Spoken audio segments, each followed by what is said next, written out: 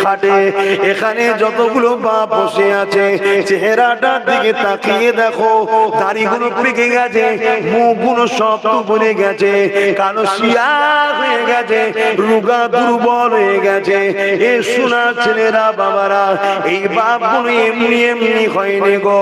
নিজেদের যৌবন গুলোকে, নিজেদের তাকত গুলোকে, নিজেদের মেহনত গুলোকে, নিজেদের সুন্দর জীবন গুলোকে তোমার আমার ভবিষ্যতের জন্য তারা লাগিয়ে দিয়েছে।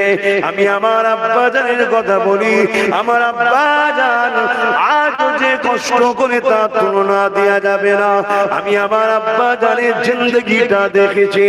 এ ছেলেরা এক নবীর খানদানের সন্তান হয়ে 40-50 বছর ধরে দিন ইসলামের প্রচার করে বেড়ায়, উপর বাংলাতে যায়, এপার বাংলাতে যায়। এই গরমের মধ্যে দিয়ে এমন করে সেই